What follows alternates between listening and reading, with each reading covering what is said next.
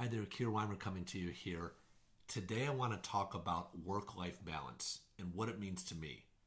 Specifically in this time of crisis and adjustment to new schedules, new routines, new ways of living and working, I think it's very important and poignant. So work-life balance, this is something, admittedly, I will share that I'm not always the best at. I'm definitely not the authority when it comes to this. But I've learned a lot through my evolution as an entrepreneur, as a professional, and as an individual on what really works for me and a system of living and working together that have created a lifestyle that is enjoyable, that's supportive, that's freeing, and that really focuses on accomplishment and productivity. So for me, what work-life balance really means is, for one, pausing and giving myself permission and space to realize and accept the fact that sometimes we go through seasons in life. And I first heard this concept from Tony Robbins, which is sometimes in our life we're going to be really dialed in and focused primarily on our work. And if you're a business owner or an entrepreneur, you know acutely what I mean here by this, which is, very much we're focused on launches, on building our business, on advancing our mission and our vision. And it takes a lot. It takes a full all-in commitment of mindset, energy, productivity, and all the things and resources that we marshal to put into it to really achieve our goals. Now, even if you're not a business owner or entrepreneur, sometimes you will also have similar pressures and energy-driven drive and ambition to really get things done and to make your work and your career a priority. And that's okay. A lot of us, I think, get down on ourselves. We get pressure from spouses, from family members, that we need to do a better job of balancing. And while I don't disagree, I think that there's a happy medium to that balance too, in this sense, which is it's not always about the quantity of time that we spend with the people in our life that matter to us. I'm a proponent of it's more about the quality of time we spend with them. So what I've really committed to last year and this year is spending more quality time with the people that I love and care about, being fully present, leaving my phone in the car or the house when I'm with them, really being in tune to their thoughts, their concerns, what's going on in their lives, being more empathetic and understanding of what they're going through, how I can help support and serve them in supporting their goals and their mission too. And what I've seen is my relationship with the key people in my life that I really adore and look up to and love, my family and certain key friends, has improved as a result. Now, I still have room to grow here.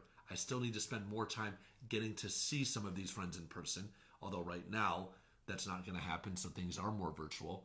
But being more engaged and taking a leadership role in scheduling Zooms, initiating FaceTimes, checking in with friends and family and relatives really demonstrates leadership, care, concern, and love. So that's a way that I'm helping to balance my work and my personal life priorities a little bit better. So that idea of seasons in our life, it's okay to go through that ebb and flow of work and life, right? The other thing too is we want to, really work to live, not just live to work. And I'm somebody who works, 80, 90, 100-hour weeks because I am an entrepreneur and I own several different businesses and I'm fully in tune and all in on those. And oftentimes it doesn't feel like work to me because I love what I do so much. I'm passionate. I'm driving forward my mission and vision. But for a lot of people, that might not be the case. And I want to help you, obviously, in other ways that I can serve and support you in my journey, in your journey as well, to get to a place in your career where you're able to do work that's so fulfilling, that's so gratifying, that doesn't even feel like work, right? That you're out there doing this, moving it forward, spending all this time, but you're not excited when you get to Friday. You're not waiting and counting down the hours until the weekend. For me, my favorite day of the week, believe it or not, is Monday. Today, when I get to start the week, go after my goals, everybody else is in the office, I can get things done, I can get my teams together, that's what I get excited about. So work-life balance for me is an understanding of the seasons, the ebbs and the flows. It's also about safeguarding the time that I do devote to personal interests, hobbies, and activities. So for me, I'm a big skier in the winter, love to snowmobile, travel, big traveler, world traveler, like to explore new cultures. I'm a big reader and writer. I love to hike and water ski and mountain bike and run and be outside in the summer. So what I do is I safeguard time around this. I'll make sure I take at least a half a day or a day each week to do some of those hobbies, to go out and have fun, to relax and celebrate the small wins in my professional life or the big wins from the prior week in my businesses, so that I can enjoy some of that, the fruits of the labor, and not be so focused and dialed in all the time on just the journey on the destination, but be more embracing of the journey, the things that allow us to get to the destination, because there's a lot of gratification in that. There's a lot of joy in that. There's a lot of soulfulness and a lot of reward and fulfillment in that. So that's what I've also been working to do to create more work-life balance.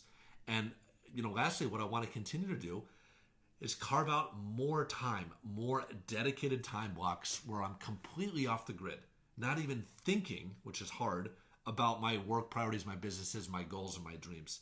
But I'm fully dialed into the people I'm with, the situation I'm in, the activity I'm fully immersed in. That's what I want to do. And I'm starting to do that by scheduling at least one major vacation every quarter, at least a week. Although I don't like to travel generally for more than that because I get a little anxious and I do want to return home. Again, probably the type A in me. But that is important. Safeguarding and creating vacations on the calendar before you start to get into the quarter. And then several other long weekends here and there where I can go off on short excursions. I have several events, professional and entrepreneurial events and masterminds I attend throughout the year as well, and ones that I speak at that also get peppered in there each quarter. So being diligent and mindful about creating my schedule, my calendar, my plan for each upcoming quarter, sticking to that, and putting vacation and personal time where I can pursue my hobbies and interests and what I love to do outside of work, that goes on the calendar first. And then I schedule everything else around it. That's the whole idea of working to live and being in tune with ourselves and what's important to us. For me, that's experiences, that's memories, and that's relationships with people that I love and care about. So that's what work-life balance means to me. That's how I sometimes manage that as a very busy, driven type A entrepreneur that owns and manages multiple seven-figure businesses in an increasingly challenging environment here during this coronavirus crisis. That's what I do. I'd love to hear what you do to manage work and life requirements, priorities, challenges. If you enjoyed this or any part of it, please leave a comment below, like it, and please share this with somebody that needs to hear it as well, with some tips and tactics on what I'm doing to better manage my time, to create balance and some semblance of unity between work and personal life priorities.